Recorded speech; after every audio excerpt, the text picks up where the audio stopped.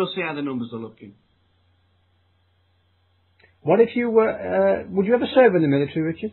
I would, yes, but unfortunately, I have a bad back. Okay, let's say you got.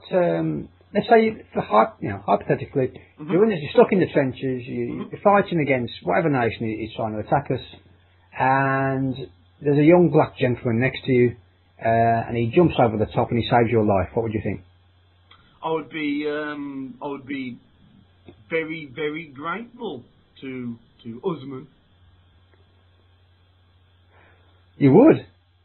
Well, of course, he saved my life. And then you'd give him a tirade of abuse as to how he's an inferior race or something? No, then I would demand that he go and make me a cup of tea.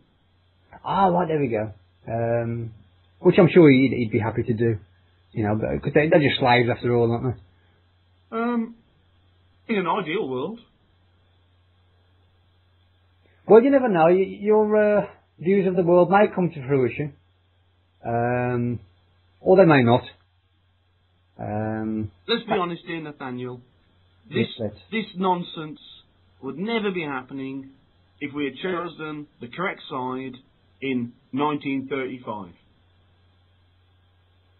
Well, you're contradicting yourself a little bit, are you? Because you're talking about British imperialism and how you want to dominate the world, but once another powerful force comes along, let's tie in with the Germans. It would have been. I never said the Germans, Nathaniel. You're making a massive assumption there. I named no names. But let it be said that it would have been a power share of noble and epic proportions. I suppose all the cuts that are being made to the military forces, Richard, there are copious amounts of money available. We could possibly, we could reinvest in those old ways, the fantastic ways of the past, and maybe start opening concentration camps again, and start this ethnic cleansing that you call for so vociferously. What do you think? I don't yearn for the days of concentration camps. I simply yearn for the past. Just the past in general. There's nothing in particular in the past that... we should have no allies, Nathaniel. We should have no allies. We should stand alone. Let's invade America. Let's sort this out once and for all. Well, that would sort it out once and for all, for sure, no doubt. Absolutely, yeah. That would be your worldview.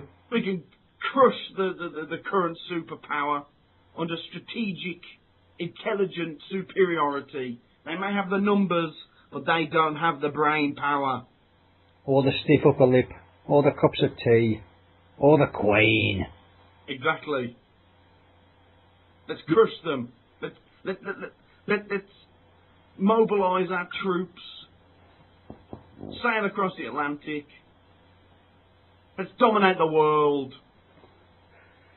Not only are you sick in the head and perverted and you're delusional, you should go to see a psychiatrist, seriously.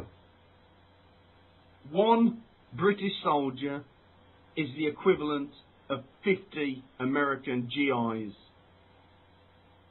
The force of numbers has nothing to do with it. We could even trick the French and the Spanish and the Italians into helping us to begin with. Then, once we've gained strategic superiority, we can turn around and we can crush them too. You've certainly thought about this, Richard. You've done your homework. I've thought about this long and hard for many, many, many years.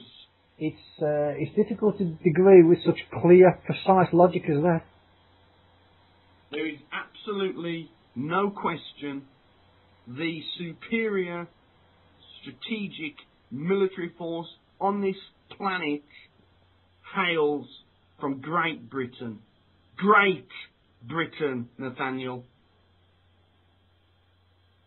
Enough said. You racist prick. And that's all from Passive Aggressive Film Reviews this week. We'll be back again the next 7 to 10 days. And I think we'll be looking at Apollo 18. We'll delve back into the archives And once again, I can tell Nathaniel quite why he's wrong. Thank you. See ya.